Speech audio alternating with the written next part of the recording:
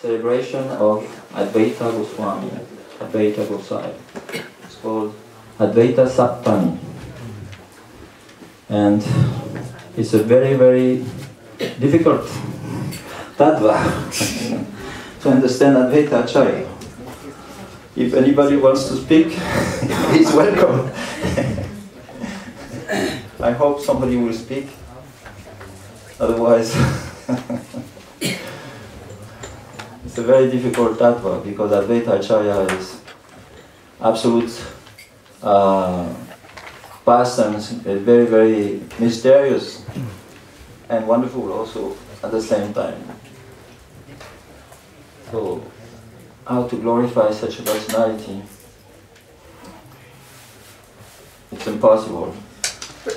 But Gurudev, Srila Gurudev, our beloved Gurudev, has spoken, given so many nice classes on Sri Advaita Acharya.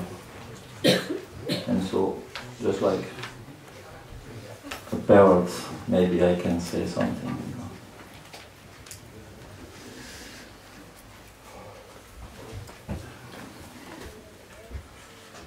So, Advaita Acharya is himself a Mahavishnu, Supreme Personality of Godhead. Mahavishnu has two functions. One is to create the material world. It's called Nimitta.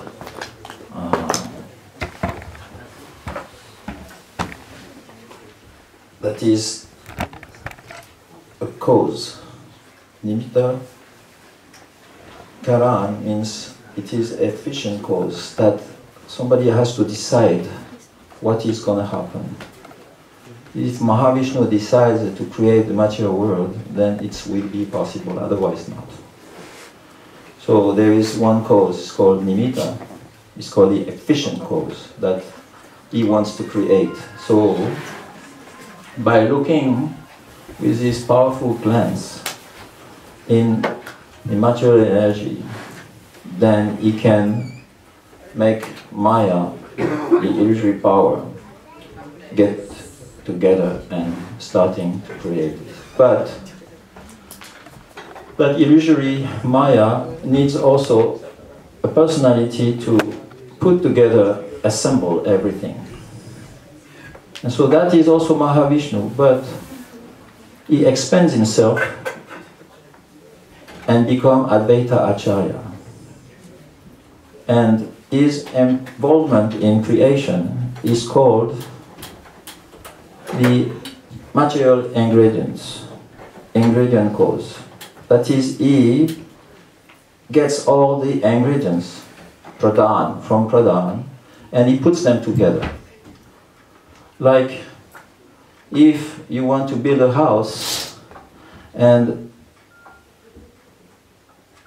for building this house you need a lot of cement, 100 kilos of cement, and then you need bricks and wood and so many other things. But if you put the cement, the bricks, the wood and all other things next to each other, the building will not take place, the construction will not take place. The will of a person to build a house in the first place is called efficient cause. That is Mahavishnu desiring to create this material energy, material world, cosmic manifestation. But then you need a person to put the cement, the bricks and the wood together to make a house. And that is the ingredient cause. And so this is Advaita Acharya. Like if somebody says, oh, get this person outside, he's a hooligan, he's making problems and everything, so you should kick him out of this room. Then you consider two things: the person who gave the instruction and the person who's taking that person and putting him out also. There's two causes of him becoming expelled from the house, from the room. But actually, the only cause is himself, because he's creating problems.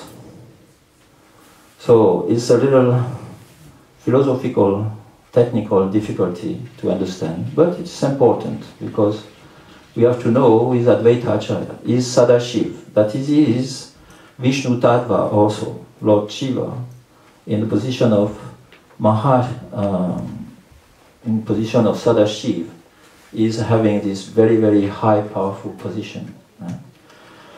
And so he involves in the creation of the cosmic manifestation. So this is his glories.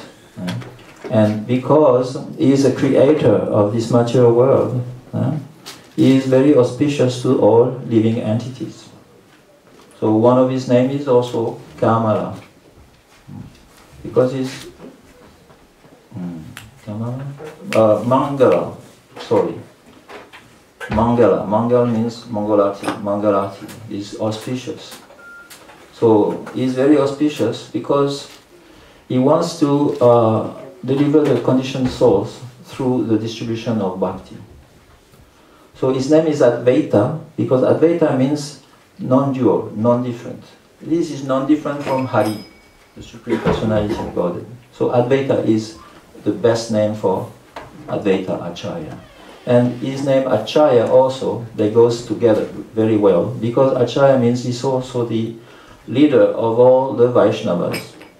He is the leader of all gurus, all Vaishnavas. He's the topmost Vaishnavas. And he is preaching devotional service all over the world.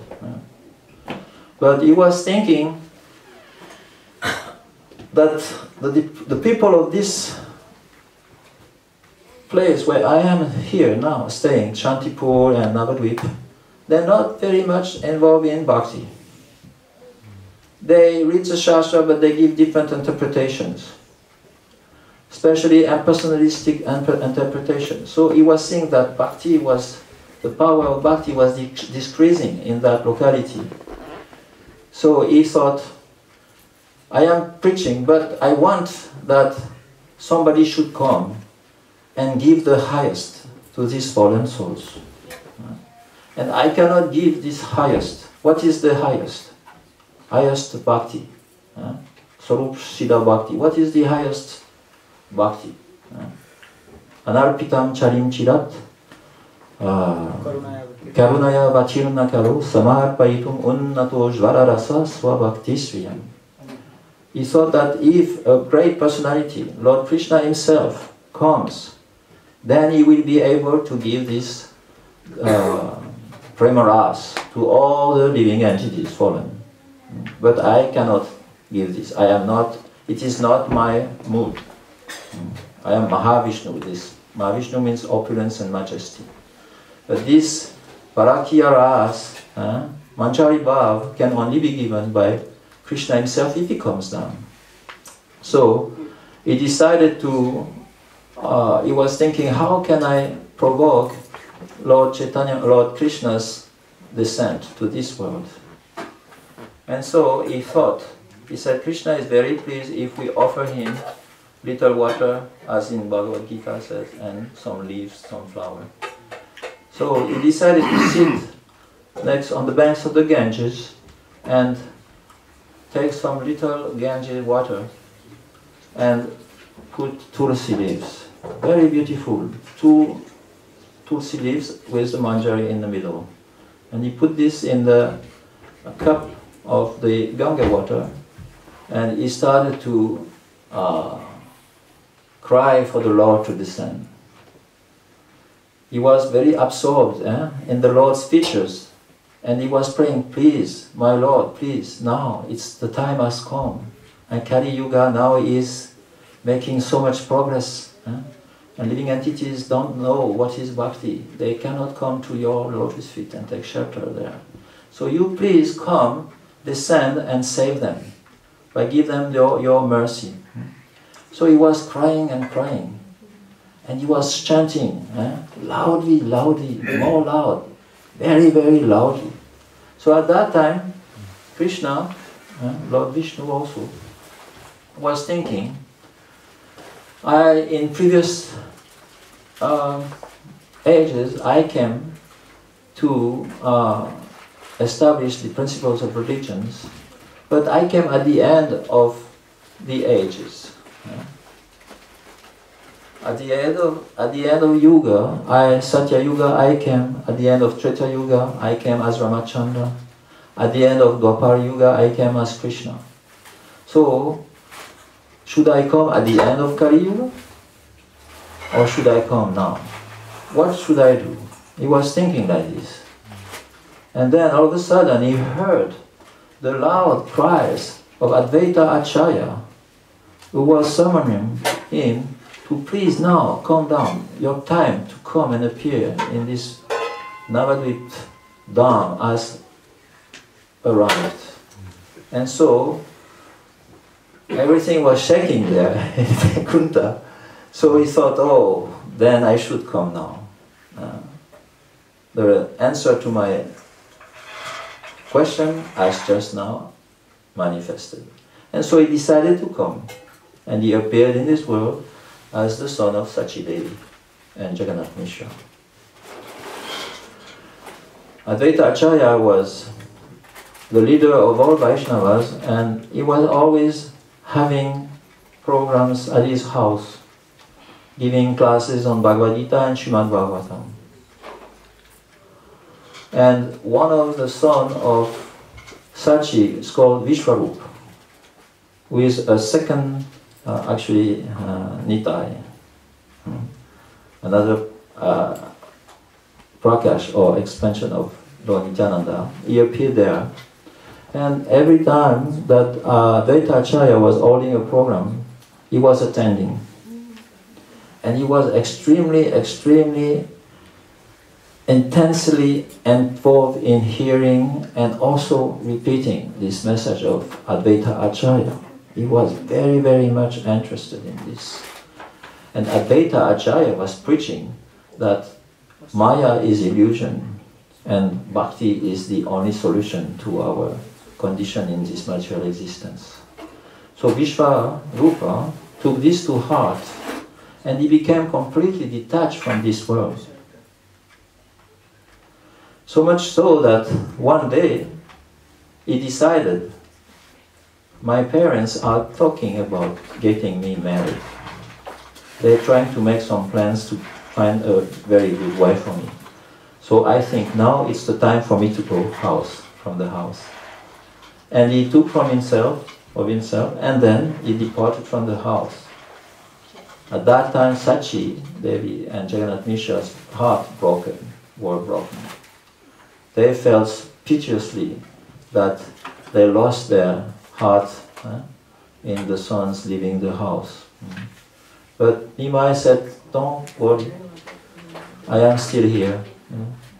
And so I will also take care. And Jagannath Mishra had not departed also from the world. So he was also there giving solace to Sachi Devi. But every time Advaita Acharya was speaking, Vishwarupa was always late to come back to home. And so Sachi Devi was sending Nimai and to tell Vishwarupa, oh, you should come. Otherwise Jagannath Mishra will not start taking prasadam before you arrive. So you should not let him wait for you. You should come immediately. So Nimai would go there, and one day he saw Advaita Acharya was there sitting and speaking. So when Advaita Acharya saw the little boy, he stopped speaking. And Nimai said, you have called me, but you don't recognize me. How is it? I have come under your order, but you have not recognized me. But no problem. Later on it will happen. You will be able to recognize me. So Advaita Acharya didn't click on this. He thought, oh, this is a little boy. But he could not forget Nimai, because Nimai was so beautiful, so effulgent, and so smart, so beautiful boy, very sweet and soft. So he was thinking of Nimai always. So one day Advaita Acharya's father left this world. And so he decided to do the Shraddha ceremony. You know Shraddha ceremony?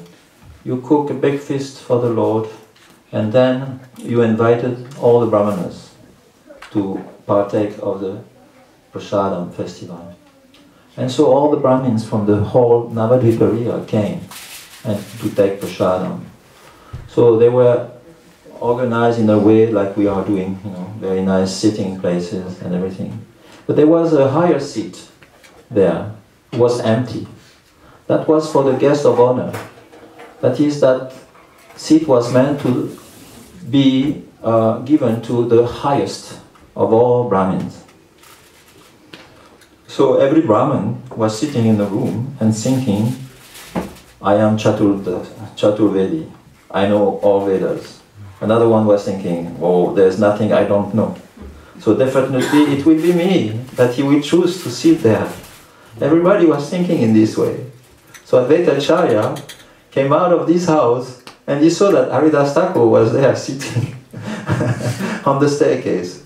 And Haridas Thakur was thinking, Advaita Acharya is very merciful by nature, and when all these Brahmins will have finished taking prasadam, he definitely will give me some of the remnants of their plate. He was thinking like this, I hope that I will get this mercy. But when Advaita Acharya saw Haridas Thakur sitting like this, in a very humble mood, with his head down, then he thought, oh please, Haridas, please come inside. I want to give you something. So Haridas said, oh no, please, I cannot go inside. I will contaminate the whole house, and all the Brahmanis will protest against this. Please, don't do this. But Advaita Acharya took him by force, and he said, no, you come. Then they came together inside, and all the Brahmanis, when they saw Haridas Thakur, said, oh, how do you dare bringing this person, a Muslim, in this room? Now everything is contaminated. We have to take bath in order to become purified. But then Advaita Acharya starts to speak. He said, don't make any offense. You don't know who is Haridas Thakur. He is a very, very great Vaishnava. He has all good qualities of the Lord's qualities is also manifested into him. He's chanting 300,000, 3 lakhs of Harinam every day. Nobody can do this. So he's the most glorious personality, more than any one of you here. So I have decided to give him the seat and the first plate of prasada. He will be served first. When they heard that, a big cry came out from the loud. They said, no, what are you doing? This is blasphemous. This is not very good. What you're doing is completely wrong, against Shastra, against rules of Shastra. And then Advaita Acharya, he said, okay, you all stand up and get out from this house. You are not qualified to be in the presence of Haridas Thakur. So they all get up and went out of the house.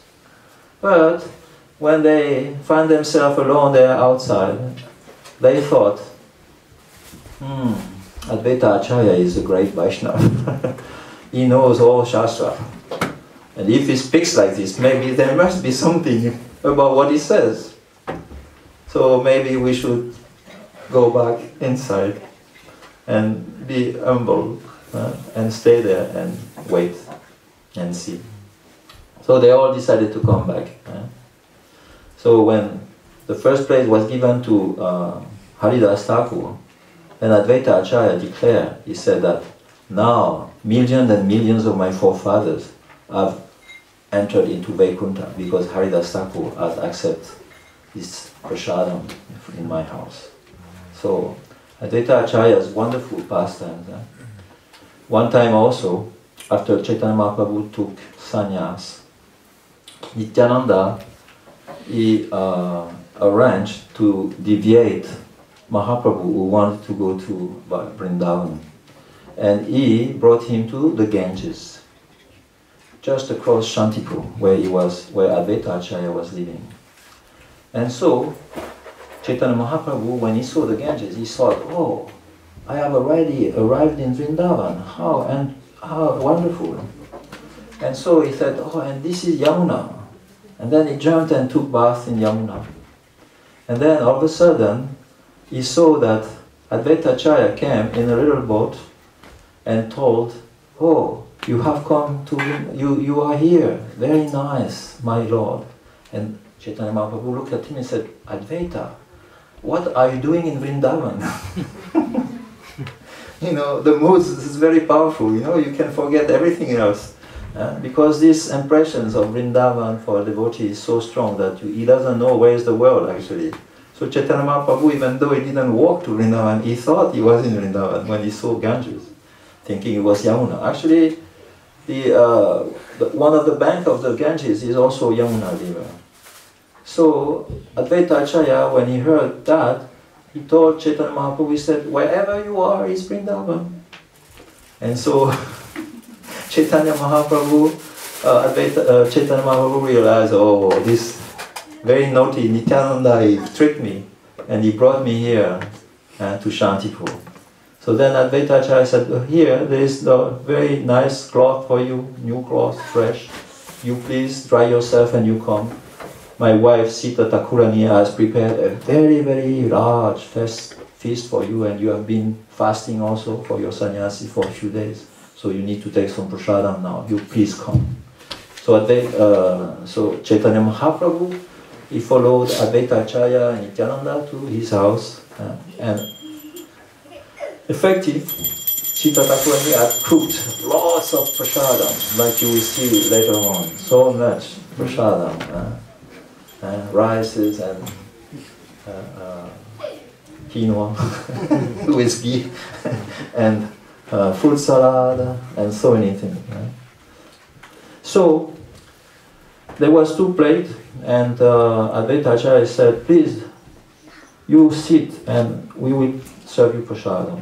So he started serving Chaitanya Mahaprabhu, and he gave so much to Chaitanya Mahaprabhu that Mahaprabhu said, "What are you doing? You give me so much prasadam. This is impossible for me. I just came to do paran, to stop my fast. I didn't want to take enormous quantities of prasadam." And Advaita Acharya said, "No, my Lord, you are eating so much. In other circumstances, we offer you so much prasadam there. So you should take whatever is in your plate and don't complain. Please take prasadam." So Chaitanya Mahaprabhu started taking. And then when he came to Nityananda Prabhu, Nityananda Prabhu complained. He said, "What is this? This is nothing. I came here to break my fast and I see that there is nothing in my plate." Although the plate was full, like a Govardhan here, full of prasadam, he complained. He said, "There's nothing there.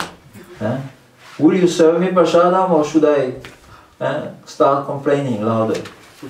And so Advaita Acharya said, "Please, please, be tranquil, be." And so Nityananda could not be, was so restless. Then he took some rice and he threw it on Advaita Acharya. And Advaita Acharya, touched by the rice, which was prasad, he became ecstatic. And so he was dancing, and he was very, very happy. But the relationship between Advaita Acharya and Nityananda was always kind of quarreling. They were always quarreling. One time also, Advaita Acharya said, "Who is this Avadut, who came to my house? And he took this rice prasadam and he threw on everybody else. He doesn't even know whose caste he's belonging to. How he came here, you know?" So he was always quarreling with Nityananda, and Nityananda would say, "Oh, you are aparadi. You don't know the value of prasadam. If this prasadam, rice, touch anybody, then he will get prema, love of God. So you don't know anything." And they were like this, quarreling each other, always. So their relationship was very, very nice. Even when they were going to the Ganges and bathing each other next to each other, there was always quarrel, throwing water and like this, laughing and joking. This was very, very nice. Although Advaita Acharya was like 75 maybe at that time, he was the oldest Vaishnava. And Nityananda was very young, and Chaitanya Mahaprabhu even younger. But still, their relationship was based on that quarreling and like these exchanges of nice words. So this is the Advaita Acharyas with Nityananda, one day Chaitanya Mahaprabhu told one devotee, he said, Advaita Acharyas is in Shantipur, so please you come, you go there and you tell him that I am here and I want to meet him. That was the first time. So that devotee went to Shantipur and he told Advaita Acharya, please, Chaitanya Mahaprabhu wants to see you. Actually, he was not Chaitanya Mahaprabhu yet. Chaitanya Mahaprabhu was later. But Nimai, when he was in Navadvip, name of Mahaprabhu was Nimai. So, Vishwamba also. Nimai, he wants to see you. So, Advaita Acharya, he took all his associates with him, some of his associates, and he said, let's go. Then they walked towards Navadvip. And then Advaita Acharya decided, all of a sudden, we're not going to go to Chaitanya Mahaprabhu, that is Srivas Sangam, where Chaitanya Mahaprabhu is waiting for me in the house of Srivas Pandit. We will not go there. But we will go to the house of Nandanacharya. And see if Mahaprabhu knows me, because I am the one who called him to the sun. If he knows me, if he can recognize me, then he will know where I am. So I will not go directly to him. And he went to the house of Nandanand Acharya.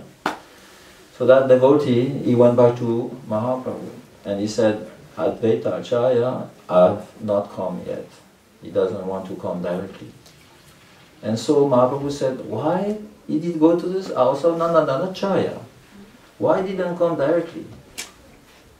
And so in this way, he demonstrated that he knew everything. Because who knows where Advaita Acharya went? Chaitanya Mahaprabhu said he went to the house of Nandanand Acharya. So let's go there and greet him. So they all went there and they met together. At that time, both of them were very, very ecstatic and manifested many symptoms of ecstasies in their bodies. So Advaita Acharya, when he was a newborn baby, he was so beautiful, very effulgent, golden body, and his eyes were like lotus. So all the villagers around where he was born came to pay a visit, to take darshan. But when they saw that this boy was very, very sweet and so effulgent, and he had effulgent eyes of like a petal of lotus, then they could not forget the face of that boy. They would go to their house, then remembering his lotus eyes, they would come back and look at him again, and going and come back, and going and come back. And some were even fainting. So much impressed they were by the beauty of Advaita. So one lady came and said, we will give him the name of Kamalaksha, because his beautiful face is also with beautiful lotus-like eyes, and Kamalaksha means this. But Chaitanya Mahaprabhu used to call him Nara. He was so much enamored by Advaita Acharya. He had so much respect for him, because Advaita Acharya, once he visited Madhavendra Puri, and he saw that Madhavendra Puri was a complete pure Vaishnava, and he had no attachments whatsoever for anything from this world. And so he thought, he is such a exalted Vaishnava, let me take shelter of his lotus feet. Then he decided to take initiation from him. So being the disciple of Madhavendra Puri, Advaita Acharya was the grand guru of Chaitanya Mahaprabhu. Because Mahaprabhu would see that this relationship is there, so he is like worshipable like my own spiritual master. He is the god brother of my spiritual master, Ishvara Puri. So he used to always worship him and pray to him like this. And Advaita Acharya didn't like this at all, because Advaita Acharya saw that Chaitanya Mahaprabhu was Krishna himself. So he wanted to actually worship Chaitanya Mahaprabhu as Krishna himself. So this, how you say, contradictions was always there. But Mahaprabhu always humbly approached Advaita Acharya, and Advaita Acharya could not tolerate. He could not tolerate. So one time, one devotee, he told that Advaita Acharya was in debt. He had some debts. Because he went to the king, Prataparudra, the king of the time, you know, King Prataparudra, very famous. And he said, Advaita Acharya has some debts. You should please give him money to pay his debts. And that was brought to Mahaprabhu. A letter came to Mahaprabhu.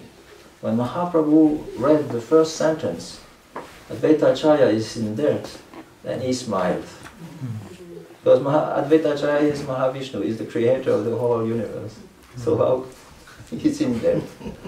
But then when he read the second sentence, that, oh, you should, oh my king, Prataparudra, give money to pay his debts, then Mahaprabhu became very, very unhappy. He said, I don't want to see that devotee who wrote this all my whole life. He cannot appear before me, manifest before me. I don't want to see him. I reject him completely. So that devotee became heartbroken. He could not tolerate. So he was trying to take shelter of devotees. Then when he met Advaita Acharya, he told his plight. Plight? Plight. Yes. Plight. Plight, yeah. Plight, yeah. I'm not familiar with this word, but somehow or other. Okay. He told it about his plight, his story. And then Advaita Acharya said, you are so fortunate that Mahaprabhu has chastised you. He has given you his all mercy by chastising you. He never did it to me. He never. He always gave me respect. So you are so much more fortunate than me. And from that day, Advaita Acharya, he decided to do something.